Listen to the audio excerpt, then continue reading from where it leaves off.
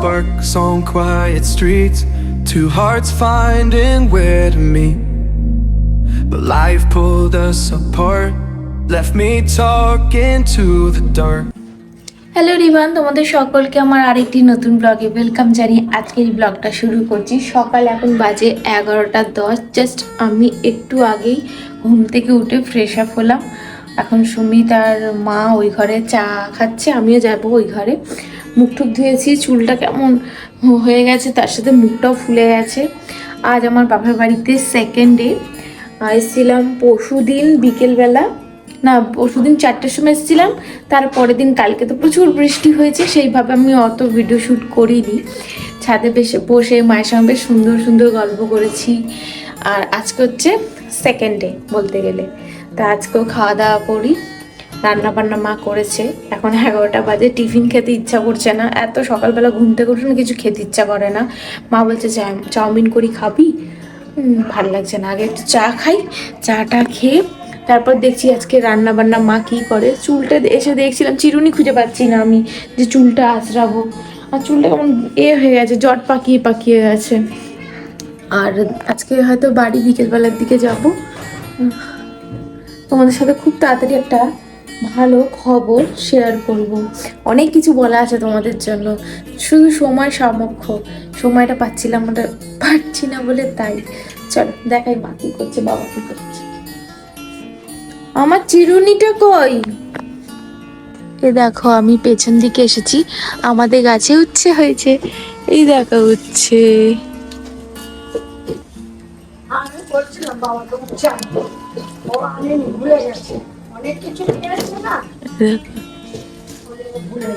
দুটো উচ্ছে পারলাম।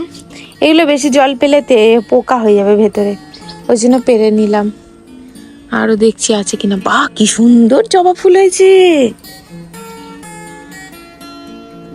এই দেখো কি সুন্দর জবা ফুল। আর এখানে হচ্ছে একটা জবা ফুল। এই জবা ফুলের কালারটা অন্যই, দেখো পিঙ্ক, ভর্তি জবা ফুল। এখানেও উচ্ছে গাছ আছে, এখানেও তাহলে উচ্ছে হবে হয়তো। নেই, দারুণ লাগছে। বৃষ্টি হয়েছে না কি? না, পেয়ারাটা নেব না, ও কালকের পেয়ারা, কালকের পাড়া পেয়ারা ওইটা।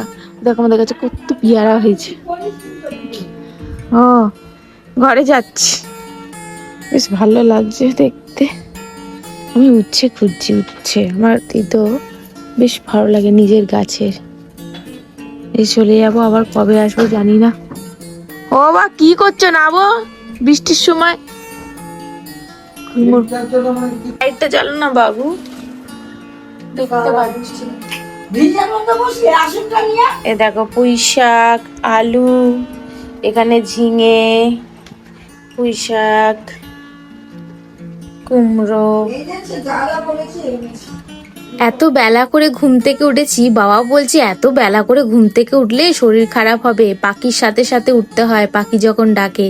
বাবা যেহেতু সকালবেলায় উঠেছে, বাবার পেয়ে গেছে খিদে, কালকে বাসি ভাত ছিল ওইটাই খাচ্ছে।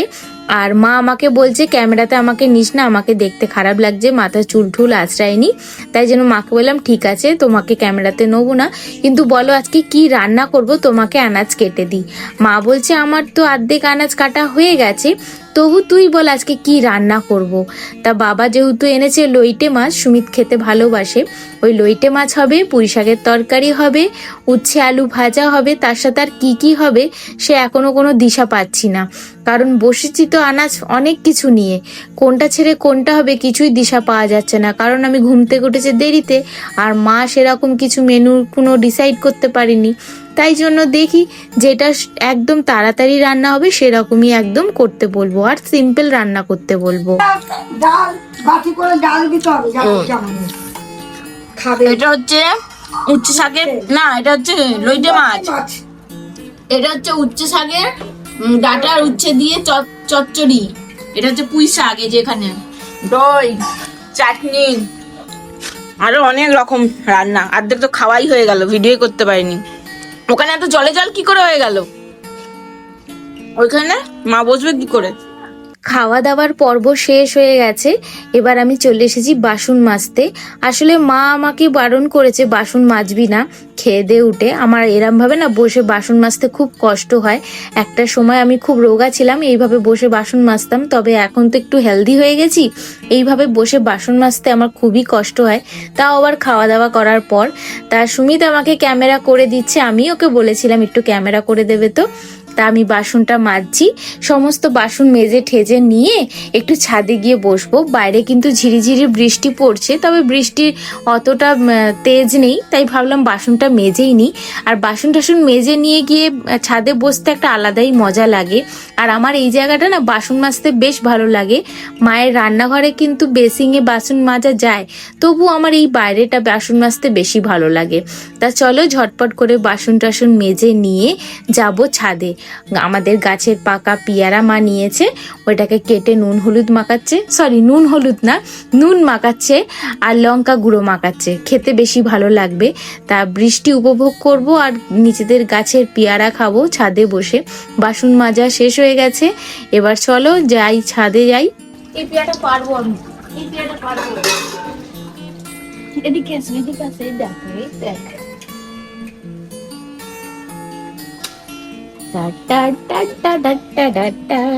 দেখো না, বাবা সকালবেলা উঠে পড়েছিল। এবার বাবা ব্রেকফাস্ট, রান্না বান্না, ঘরে পুজো দেওয়া, ঘরের কাজ সমস্ত করেছে আমার মা সকালবেলা উঠে। সারা দিন খাটাখাটনি করে এতটাই ক্লান্ত হয়ে গেছে। দেখো আমার ফোনে আমার ব্লগ দেখছে মা, তার সাথে মা ঝিমুচ্ছে। তা আমি এটাই ক্যামেরা করে তুলে রাখছি। মারা সত্যি এতটাই, মানে কি বলবো, যতই কষ্ট হোক কাউকে প্রকাশ করে না। দেখো মা ঘুমিয়ে পড়ছে, তাই মাকে বললাম মা তোমার যখন ঘুম পাচ্ছে যাও নিচে গিয়ে শুয়ে পড়ো বিছানাতে। মা বলছে ঠিক আছে দাঁড়া যাচ্ছি বলতে বলতে মা এখনো ঢুলছে। তাই আমি বললাম না আর বেশি দেরি করো না, যাও।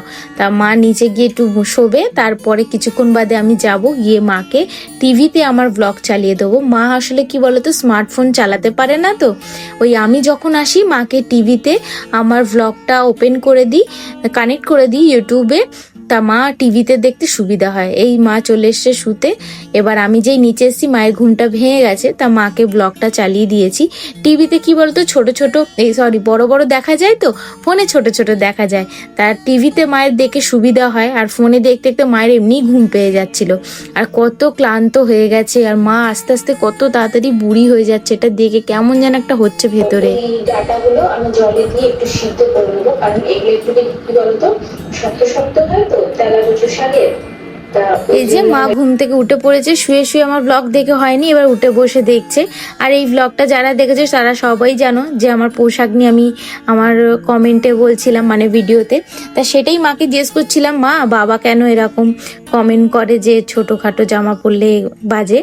তা মা বলছে দেখ তো বাবা আগেকার দিনের মানুষ, তো সাবিকের মানুষরা একটু এরকমই হয়। তা তোমাদের বাড়িতে কেউ এরকম সাবিকের মানুষ আছে নাকি বলো তো, যারা পোশাক আশাক নিয়ে কমেন্ট পাস করে? বাইরের লোককে কমেন্ট পাস করতে লাগে না, নিজের ঘরের লোকই কাফি। সুমিত, এই হলো আমার বাবা। ওদিকে দেখো সূর্য অস্ত যাচ্ছে, কি কালারফুল লাগছে, কি নাইস লাগছে, দেখো দারুণ, দেখো না একবার কি সুন্দর লাগছে। আর এই দেখো মানি প্লান্ট, তাই তো কি অপূর্ব সুন্দর লাগছে। ছাদে এসে গেছি, সময় কাটাচ্ছি বেশ সুন্দর। বাবা, সুমিত, আমি। মা নিচে করছে চা নিয়ে আসলে সবাই মিলে বসে চা খাবো, সময় কাটাবো। আর আমার দিদি তো আসতে পারেনি, যেহেতু তোমরা সকলেই জানো জামাই ষষ্ঠী উপলক্ষে আমি বাপের বাড়ি এসেছি। দিদি মুম্বাইতে থাকে, ওর আসা সম্ভব হয়নি বলে বাবার সাথে ভিডিও কলে কথা বলছে। আমার দিদির সাথে ভিডিও কলে কথা বলছে। ভর্তি হয়েছে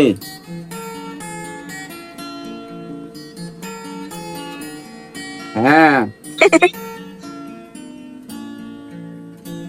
না এবছর আম হয়নি। সুমিত বসে আছে, আমার বাবা দিদির সাথে ভিডিও কলে কথা বলছে। ওই দেখ, দেখেছিস?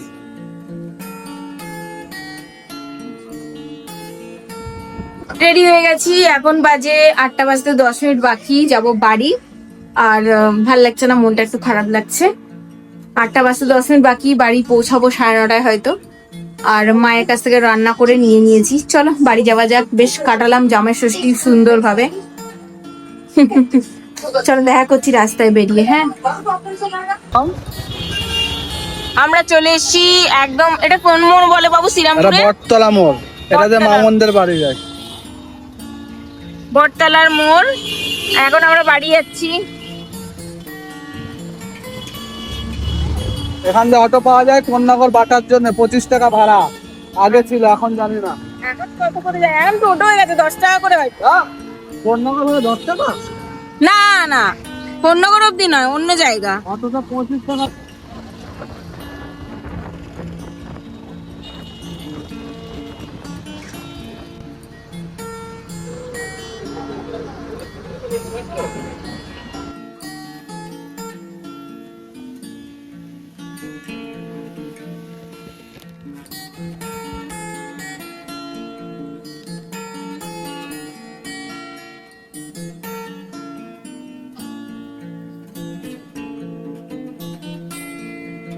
আমার মা চা করেছিল, তবুও সুমিত আমার হাতে চা খেতে এতটাই ভালোবাসে। বাড়িতে এসেছি, এসে একটু ফ্রেশ আপ হয়ে গিয়ে আমি বসিয়েছি চা।